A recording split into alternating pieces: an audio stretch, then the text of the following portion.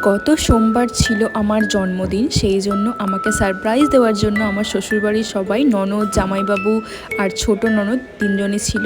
আর এদিকে ছিল আমার বর আর দু দাদা তো ছিলই।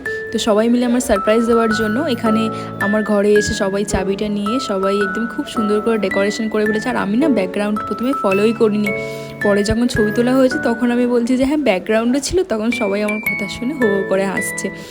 তো এই যে দেখো এখানে আমার বার্থডে গার্লের এটা পরিয়ে দিল, আর তারপরে এই যে মুকুটটা হয় এটাও পরিয়ে দিল। রাত 12টার সময় সবাই সারপ্রাইজ দিয়েছে আমাকে কেক কাটিংয়ের জন্য। আর এই তো এখানে এটা মুকুটটা আমায় পরাতেই পারছিল না, মানে বুঝতে বলছে ক্লিপ দিয়ে আটকাতে, আসলে জানে না প্রথমবার পরাচ্ছে তো সেই জন্য। তারপরে শুরু করলো, তো সবাই বললো চলো চলো কেকটা কাটো। অনেক দেরিও হয়ে গেছিলো, তখন 12:30 নাগাদ বেজেছিলো। এসে এই করিস করতে করতে এই দেরি হয়ে গেছিলো। আর সবাই হেসে হেসে এই করে বেলুনগুলো সবাই লাগিয়েছিলো, সবাই ফটফট করে না ফাটিয়ে দিচ্ছিলো।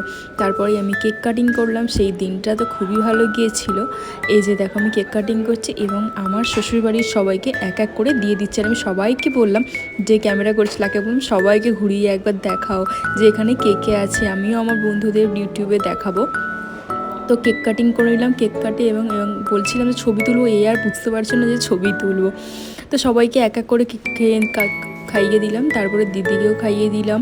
আর দিদি তো বারবার হেসে ফেলছিল ছবি তোলার জন্য। তারপরে জামাইবাবুও ছিল, জামাইবাবুকেও খাইয়ে দিলাম কেক। তারপরে দাদা ছিল, তারপরে একে তো চেনই, এই দাদাটাও ছিল। হ্যাঁ ঠিক আছে, এর সাথে মানে কি বলবো, সে আমি একটু কেক লাগিয়েছি ও পুরো আমার মুখে কেক লাগিয়ে দিয়েছে। আর সেই নিয়ে যে হাসি আমি শুরু করেছি, সেই নিয়ে হাসি করে করে মানে কি বলবো, হো হো করে হাসছি। তখন আমরা 12:30 বাজে। এই যে আমি কেক প্রথমে লাগিয়েছিলাম বলে এও আমার কেক লাগিয়ে দিচ্ছে। তারপরে বলছিলাম যে না চলো এবারে একটা ছবিও তুলি, কেক লাগানোর মুখে না ছবি তুলতে খুব দেখতে সুন্দর লাগে আর ভালোও লাগে। তো সেই জন্য বলছিলাম ছবি তুলি চলো। তারপরের দিন সকালে মানে আমার জন্মদিনের সকালটা এই যে এইভাবে কেটেছিল। আমি একটু ছবি তুলে নিচ্ছিলাম, ভিডিও করে নিচ্ছিলাম। তারপরে আমরা নৈহাটিতে বড় মাও দেখতে গিয়েছিলাম। আর তারপরে আমার জন্মদিনে বড় মারে দেখা পেয়েছি, বুঝেছো। আর তারপরে আমার মা বললো সন্ধ্যেবেলায় এখানে আর চল আজকে আমার এখানে কেক কাটবো, সেই জন্য আজকে আমার এখানে কেক কাটলাম। এই যে তারপরে সবাইকে এক এক করে খাইয়ে দিচ্ছিলাম। আর আমার মাসি না এই হারটা গিফট করেছিল, এই যে। আর দাদা দিয়েছিল এই হটপটটা। তারপরে মাংস রুটি খেয়ে আজকে দিনটা খুব ভালোভাবে কাটলাম।